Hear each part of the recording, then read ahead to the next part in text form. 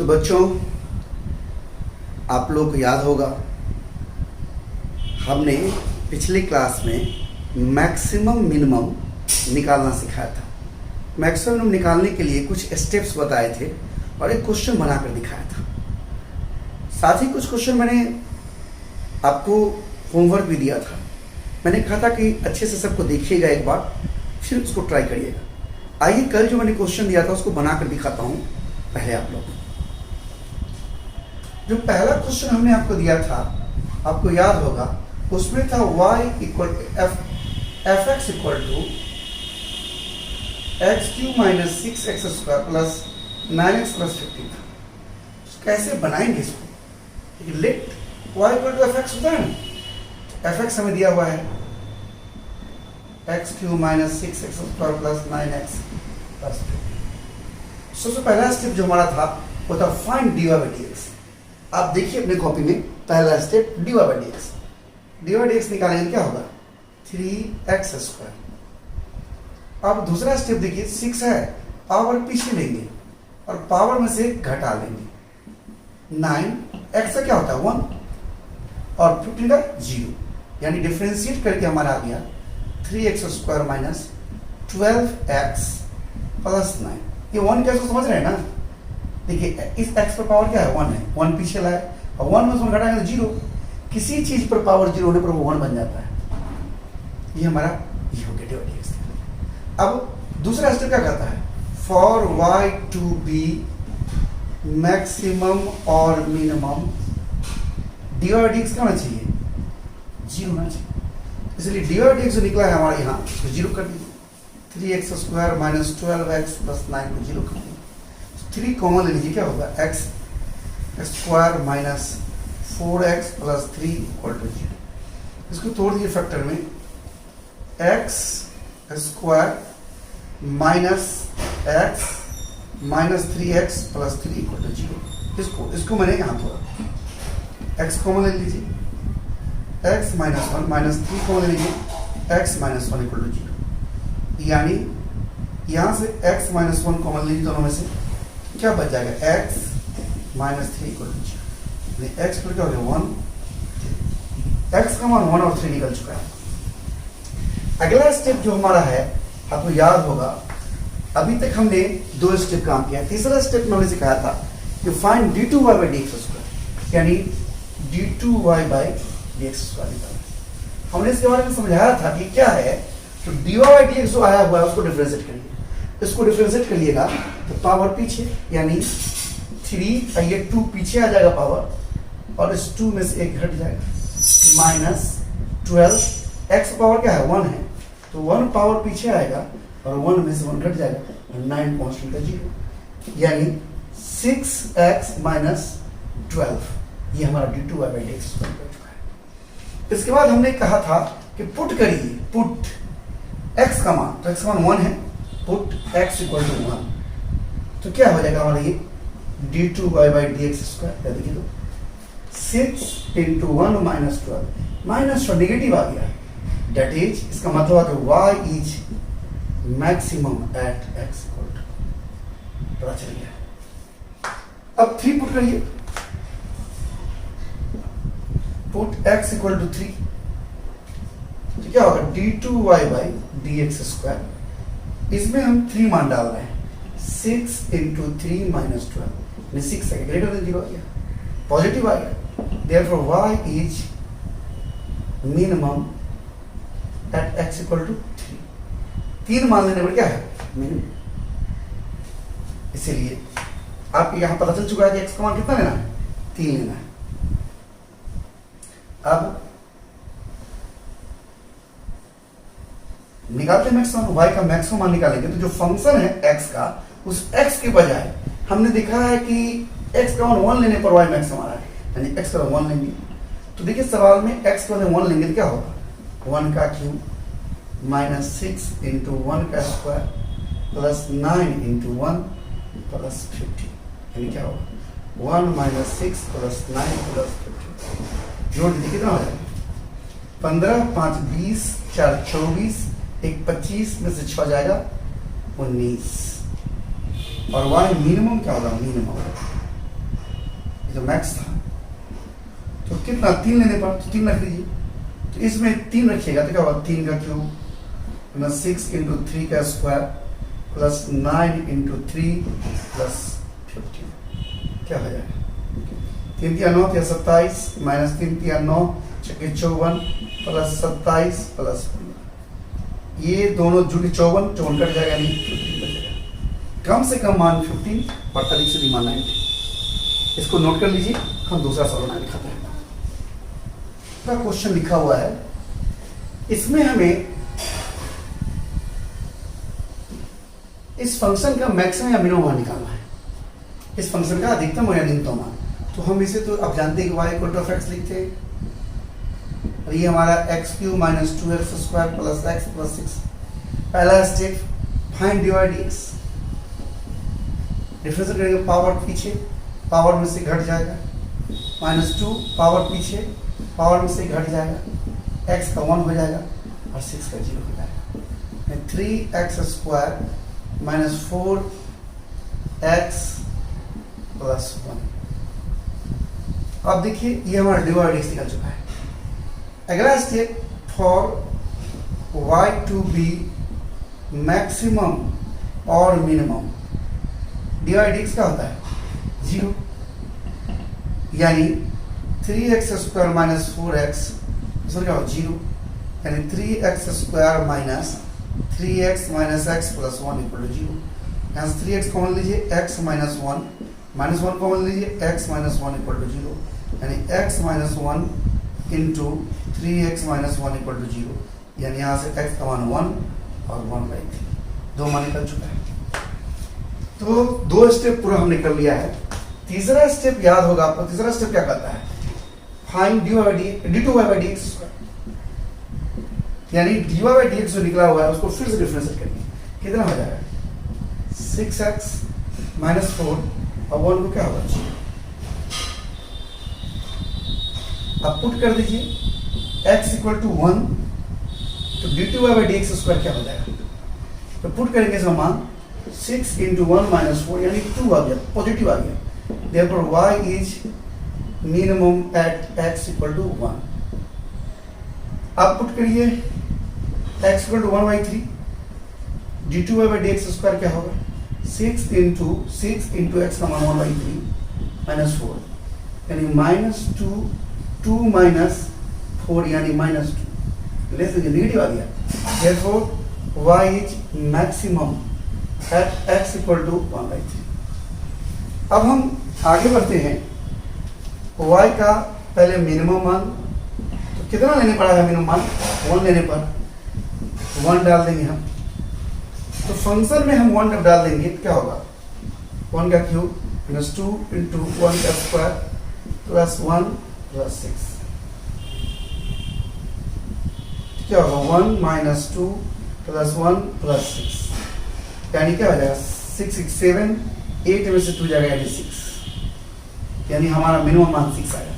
और मैक्सिमम मान कितना होगा, तो मैक्सिमम के 1/3 रखना पड़ेगा, डाल दीजिए फंक्शन में 1/3 का क्यूब माइनस 2 इंटू 1/3 का स्क्वायर प्लस 1/3 प्लस 6, कितना हो जाएगा 3 तिया 9 तिया 27 माइनस 2/9 प्लस 1/3 प्लस 6, सॉल्व करिए कितना हो जाएगा 1 माइनस 9 3 6 3 9 27 9 और 27 छक्के 6 इंटू 27, सबको सॉल्व कर लीजिए, जो भी आएगा वो हमारा मैक्सिमम हो जाएगा। देख रहे हैं आप, नोट कर लीजिए। तीसरा क्वेश्चन जो मैंने आपको कल होमवर्क दिया था वो भी इसी टाइप का था, अभी जो बताए हैं वो आपसे बन जाएगा। चौथा थोड़ा अलग था। चौथा क्वेश्चन मैंने यहाँ लिख रखा है y equal to f x equal to sine x plus √3 cos x, यानी f x equal to sine x plus √3 cos x। इसमें मैक्सिमम मिनिमम मान निकालना इस फंक्शन का, ये थोड़ा अलग है, इसे देखिए आप। हालांकि अलग क्या है, ये भी वही है, थोड़ा सा आपके लिए अलग है। पहला स्टेप फाइंड dy dx, तो dy dx निकालें, साइन एक्स क्या होगा cos x √3 या cos x क्या होगा माइनस sin x, यानी cos x minus √3 sin x। पहला स्टेप पूरा। दूसरा स्टेप में for y to be maximum और मिनिमम dy dx का होगा 0, इसीलिए cos x minus √3 sin x क्या होगा 0, यानी cos x बराबर √3 sin x, यानी 10x कैसे हुआ देखिए, इसको इसमें भाग दीजिए, यानी sin x divided by cos x, इसको इधर ले आइए 1/√3, यानी 10x इक्वल टू 1/√3। ये 10 का पॉजिटिव मान है। आप याद करिए, मैं आपको सिखाया होऊंगा tan थीटा पॉजिटिव कब कब होता है, याद है? फर्स्ट क्वाड्रेंट में ऑल पॉजिटिव होता है, ऑल पॉजिटिव। इसमें साइन और कॉसेक पॉजिटिव होता है, इसमें टेन और कॉट पॉजिटिव होता है। तो आप देखिए फर्स्ट और थर्ड पॉजिटिव मान है, टेन का फर्स्ट क्वाड्रेंट में एक मान आएगा, एक थर्ड में आएगा, दो मान आएगा। कहाँ कहाँ आएगा? फर्स्ट में और थर्ड में।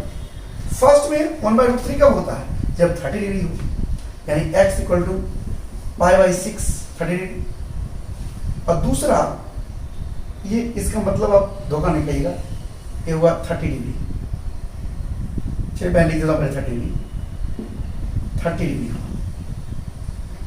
और दूसरा मान कब होगा? तो दूसरा मान इसमें होगा 180 में क्या जोड़े, तो 180 में ये 180 होता है, 0 90 180, तो 180 में कुछ भी जोड़ेंगे तो बदलता नहीं है, तो 180 में 30 लोगे तो 10 210 हो जाएगा, 10 210, यानी दूसरा होगा 210 डिग्री। अब जरा समझ लिया, यहाँ पर 10 210 डिग्री बनेगा, या 10 180 प्लस 30, भूल गया कि आप वैसे खाया था, तो 10 30 डिग्री होगा, यानी 1/2। दो मान है, पहले पुट करिए, पुट पहले तो आप निकालेंगे हम फाइंड d2y/dx², यानी dy/dx को फिर से डिफरेंशिएट करिए। cos x का क्या होगा? माइनस sin x माइनस √3, और sin x का क्या होगा? cos x। पुट कर दीजिए, x इक्वल टू 30 डिग्री, क्या होगा? d2y/dx equal to minus sin 30 minus √3 cos 30, minus 1/2 minus √3 into √3/2, यानी सॉल्व कर दीजिए, -2 हो जाएगा। देख रहे हैं आप, यह निगेटिव आ गया, here y is negative, sorry y नहीं, here d2y/dx² क्या है? Negative, therefore y is maximum at x equal to 30। अब हम पुट करते हैं, पुट x इक्वल 210 डिग्री, क्या होगा? d2y/dx² माइनस साइन 210 डिग्री, इसे मान डाल रहे हैं, माइनस साइन x का मान 210 डिग्री माइनस √3 cos 210 डिग्री, यानी माइनस, और साइन का मान माइनस में आएगा, -1/2 माइनस √3 माइनस √3/2, यानी ये +2 पॉजिटिव आ गया, that is y is minimum at x equal to 110 degree. अब आपको फंक्शन में एक बार 30 डिग्री रखेंगे, 30 डिग्री तो मैक्सिमम आ गया, यानी मैक्स मान आएगा, यानी इसमें 30 डिग्री रख दीजिएगा, sine 30 degree plus √3 cos 30 degree, solve करिए 1/2 प्लस √3 इंटू √3/2, यानी 2 है, नहीं मैक्सिमम मान 2 आया। किसी प्रकार जगह नहीं है, आप मिनिमम में 210 डिग्री रखिएगा, ऐसे ही आ जाएगा, नोट कर लीजिए।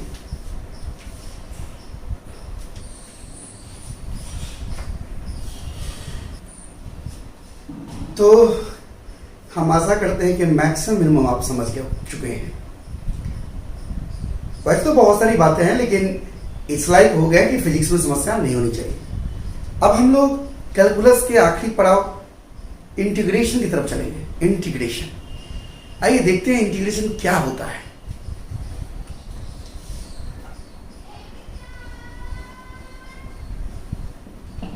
इंटीग्रेशन,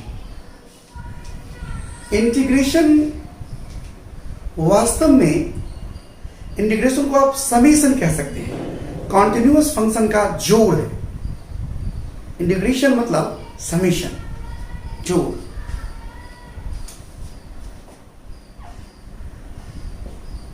इंटीग्रेशन मीन्स समेशन, जोड़। देखिए समेशन एस से होता है, इसलिए इसका सिंबल भी कुछ उसी तरह का होता है। इट्स सिंबल एच, ये देखिए एक एस के जैसा। इंटीग्रेशन समेशन, जोड़, तो जोड़ का चिन्ह है एस जैसा। ये इंटीग्रेशन का चिन्ह ऐसा दिखेगा, मुझे इंटीग्रेट करना है। समझ रहे हैं? अब इस जोड़ का इस्तेमाल कहां करेंगे? जहां पर कुछ लगातार वेरी कर रहा हो। आगे आएगा ना, हम समझेंगे। वास्तव में integration is the inverse process of differentiation. याद करिए, डिफरेंशिएशन में क्या होता था? एक बड़े चीज को तोड़कर छोटे छोटे चीज बांटते थे। तो इंटीग्रेशन में छोटे छोटे चीज को जोड़कर बड़ा चीज बनाते हैं। दोनों में ये अंतर है। बात समझ रहे हैं? अब देखिए, कुछ फॉर्मूला है इस इनवर्स प्रोसेस पर, उसको आपको याद रखना होगा। Some important formula. देखिए, जैसे देखिए, पहला हम जानते हैं differential y equal to sine x हो और इसको डिफरेंशिएट करते हैं, dy dx निकालते हैं, साइन एक्स का क्या होता है? cos x। इंटीग्रेशन में देखिए इसी चीज को dy इक्वल टू, अच्छा यहां पर कुछ कांस्टेंट c होता, कोई कांस्टेंट, तो डिफरेंशियल में वो तो जीरो हो जाता, खत्म हो जाता, गायब हो गया है। हम इंटीग्रेट कर रहे हैं, dy इक्वल टू क्या होगा? cos x dx। ये इंटीग्रेट कर रहे हैं, इंटीग्रेशन का चिन्ह s इंटीग्रेट कर रहे हैं। तो जैसे y का डिफरेंशिएशन dy हुआ था, उस तरह से dy का इंटीग्रेशन y। जैसे sin x का डिफरेंशिएशन cos x हुआ था, cos x का इंटीग्रेशन sin x हुआ। और यहां पर जो कांस्टेंट जीरो हो गया था, वो वापस कांस्टेंट से लौट आया था। इंटीग्रेशन में जो कांस्टेंट गायब हुआ था, वो वापस आ रहा था। अब ये क्या था मुझे नहीं पता, जीरो था तो जीरो आएगा, जो था वो है। दूसरा देखिए, y equal to cos x हो, डिफरेंशिएट करते क्या होता है? यहाँ पर कांस्टेंट सी लगा दिए, minus sine x, constant C zero हो जाता है। यहां पर देखिए dy equal to minus sine x dx, इसको इंटीग्रेट कर रहे हैं। dy equal to minus sine x dx, dy का क्या होगा? y होगा, और ये माइनस, ध्यान दीजिएगा, ये माइनस जो यहां है, और sin x का जो डिफरेंशिएशन इंटीग्रेशन होता है, sin x का जो होता है वो होता है minus cos x, minus cos x। बस अब देखिए, फॉर्मूला में माइनस याद रखना अच्छा नहीं माना जाता है। ये ऐसे समझिए, आपको दिक्कत थोड़ी होगी। cos x का differentiation minus sin x, minus sin x का इंटीग्रेशन cos x। लेकिन फॉर्मूला माइनस याद रखा नहीं जाता है, तो अगर हम इसको प्लस बनाएंगे तो यहां माइनस आ जाएगा, यानी sin x का integration minus cos x, cos x का डिफरेंशिएशन माइनस sin x, तो sin x का इंटीग्रेशन माइनस cos x। ऐसे याद रखते हैं, ऐसे याद रखना होगा आपको, सुनने से काम नहीं चलेगा, याद रखना होगा, ये सब बहुत जरूरी है। y equal to 10x plus अगर कोई कांस्टेंट सी हो तो dy dx क्या होता है? sec square x। यहां देखिए dy equal to sec square x dx, यानी y equal to 10x plus some constants. देख रहे हैं आप? और y equal to cot x plus C. Differentiation क्या होगा? Minus cosec square x. यहां देखिए इंटीग्रेशन में dy equal to minus cosec square x dx। सोचिए s cot x का differentiation minus cosec square x, तो माइनस कॉसिक स्क्वायर एक्स का integration cot x, यानी y equal to cot x plus. लेकिन मैंने पहले ही कहा कि अगर इसको फॉर्मूला में माइनस नहीं याद रखते हैं, इसको जो ही प्लस बनाएंगे तो माइनस, यानी cosec स्क्वायर x का integration minus cot x plus y equal to sec x plus. Differentiation में क्या होता है? ये डिफरेंशिएशन कर रहे हैं sec x into 10x, sec x into 10x। अब इंटीग्रेशन में देखिए क्या होगा? dy equal to sec x into 10x dx, यानी dy क्या होगा? y sec x into 10x क्या होगा? sec x अब प्लस सम कांस्टेंट c। इसका डिफरेंशिएशन ये, तो इसका इंटीग्रेशन ये वापस। देख रहे हैं ना? y equal to cosec x plus dy by dx क्या होता है? Minus cosec x into cot x। इसको इंटीग्रेट करेंगे तो ये वापस आ जाएगा dy equal to minus cosec x into cot x। यहाँ dx लगाते हैं, देखिए सब में dx लगा हुआ है, जगह लिखे तो क्या dx dy इंटीग्रेशन का चिन्ह दिया minus cosec x into cot x dx, y equal to क्या होगा? cosec x plus. लेकिन मैं पहले कहा हूं कि हम फॉर्मूला माइनस नहीं याद रखते, इसलिए इसको प्लस कर देंगे, माइनस। और भी फॉर्मूला है, जगह नहीं है, कुछ और फॉर्मूला है जो मैं बताता हूं, इसको पहले आप नोट कर लीजिए।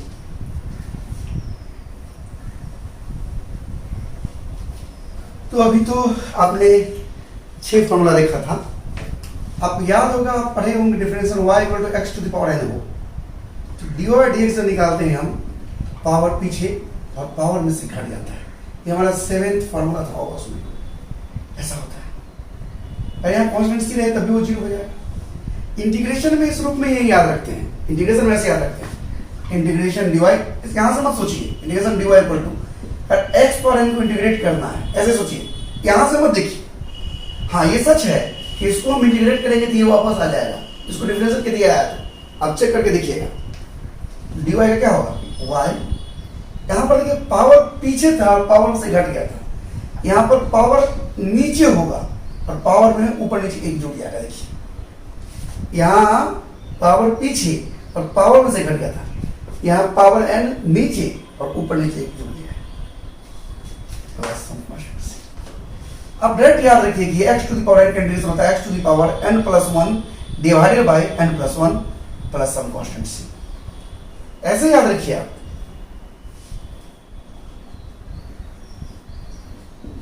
y equal to log x plus u divide x क्या होता है? 1 by x।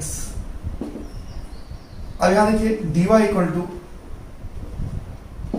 1 by x dx, dy का y होगा और 1 बाई x का log x, जैसे log x 1 बाई x तो 1 बाई x का log x। जैसे